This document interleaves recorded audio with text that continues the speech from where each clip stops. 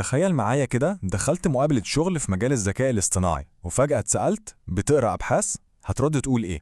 في الشرح ده هنرسم مع بعض خريطة طريق لأهم الأبحاث في الذكاء الاصطناعي التوليدي، بس دي خريطة للمهندس اللي عايز يبني حاجات عملية مش للباحث الأكاديمي. على فكرة السؤال ده مش مجرد سؤال نظري، لا، الإجابة عليه بتبين كل حاجة، بتبين إذا كان الشخص ده متابع للتطورات السريعة في المجال ولا لا، والأهم هل بيعرف ياخد الكلام النظري ده ويحوله لقرارات عملية في الشغل. عشان كده إحنا محتاجين نجهز ليه إجابة قوية ومقنعة. طيب احنا هنا مش هنرص قايمة وخلاص، الهدف الحقيقي هو إننا نفهم بالظبط نقرأ إيه ونفهم ليه ده مهم ونطلع بالزتونة أو المعلومة المفيدة، والأهم من كل ده نعرف إزاي نتكلم عن الكلام ده بثقة في أي مكان. يلا بينا نبدأ الرحلة دي ونبني الأساس صح. طيب هنبدأ منين؟ لازم نبدأ من الأساس، من حجر الزاوية. هنتكلم عن الأوراق البحثية اللي من غيرها بصراحة أي حاجة تانية هتكون مش مفهومة أبداً. بداية القصة كلها كانت هنا مع الورقة البحثية دي.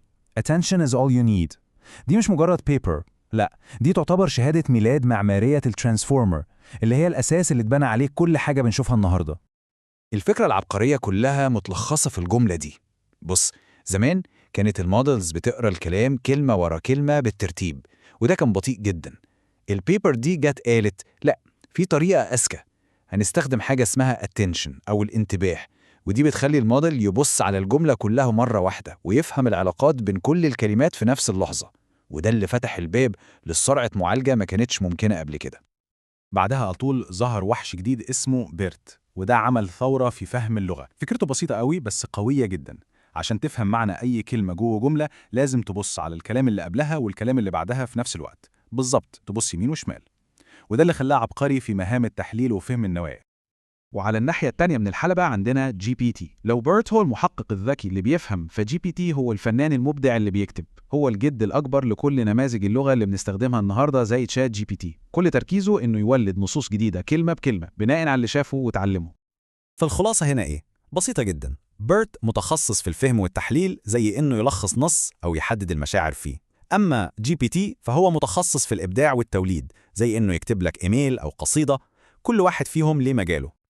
طيب سؤال مهم، إزاي المودلز دي اتحولت من مجرد أفكار لطيفة في أوراق بحثية لقوة خارقة زي اللي بنشوفها دلوقتي؟ إيه اللي حصل في النص؟ السر كله في كلمة واحدة: الحجم. ورقة بحثية اسمها سكيلينج لوز كشفت عن وصفة سحرية. اكتشفوا ان الموضوع مش صدفة، لا، دي معادلة، في علاقة رياضية واضحة جدا. كل ما تكبر حجم الموديل وتكبر حجم الداتا اللي بتدرب عليها وتزود قوة الكمبيوترات اللي بتستخدمها، التلاتة مع بعض الأداء بيتحسن بشكل شبه مضمون وتقدر تتوقعه. ودي هي الفكرة الجوهرية اللي لازم تطلع بيها. الأداء بيتحسن بشكل متوقع مع زيادة الحجم. لو فهمت المبدأ ده كويس، انت كده مسكت مفتاح فهم ليه نماذج اللغة الكبيرة الحديثة قوية بالشكل ده. تمام، دلوقتي احنا معانا موديل قوي جدا عنده قوة خارقة، بس هو عامل زي عربية فراري من غير فرامل ولا دركسيون. المرحلة الجاية واللي هي يمكن أهم مرحلة هي إزاي نحول القوة دي لأداة مفيدة وآمنة نقدر نستخدمها، أو زي ما بنقول في المجال إزاي نعمل alignment. ورقة Instruct GPT هي اللي قدمت لنا الطريقة السحرية عشان نعمل alignment، وهي ال RLHF. ببساطة كده بنجيب ناس يقيموا إجابات الموديل المختلفة ويدوها لايك أو ديسلايك، وبعدين نستخدم التقييمات دي عشان ندرب موديل تاني صغير وظيفته إنه يكافئ الموديل الكبير لما يقول إجابة كويسة ويعاقبه لما يقول إجابة وحشة. مع الوقت الموديل الكبير بيتعلم يبقى مساعد مفيد ويتبع التعليمات. بس لسه في مشكلة كبيرة، إن الموديل ساعات بيهلوس أو بيفتي، يعني يخترع معلومات مش حقيقية. الحل هنا هو تقنية اسمها راج.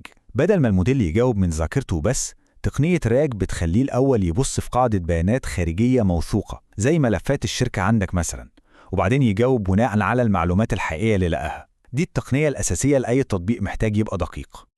أنا عارف كلمة أبحاث علمية دي لوحدها ممكن تخض شوية، بس ما تقلقش، في طريقة ذكية وفعالة نقدر نتعامل بيها مع الموضوع.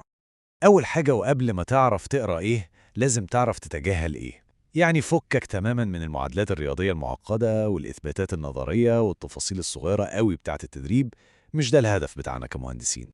وبدلا من كده ركز كل طاقتك على الأجزاء دي: الملخص والمقدمة والرسومات البيانية والنتائج والخاتمة. دول هيدوك الزتونة والفكرة الرئيسية بسرعة وبدون تعقيد. وبعد ما تخلص قراءة عشان تتأكد إنك فهمت بجد، اسأل نفسك ال5 أسئلة دول: إيه المشكلة اللي كانوا بيحلوها؟ إيه الحل الجديد بتاعهم؟ ليه الحل ده نجح؟ إيه عيوبه؟ وإزاي نقدر نستخدمه عملياً؟ لو جاوبت عليهم مبروك، أنت كده هضمت البيبر تمام.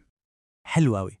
بعد ما مرينا بكل المحطات دي، تعالوا بقى نلخص كل ده في خلاصة نهائية وخريطة طريق واضحة جدا نمشي عليها.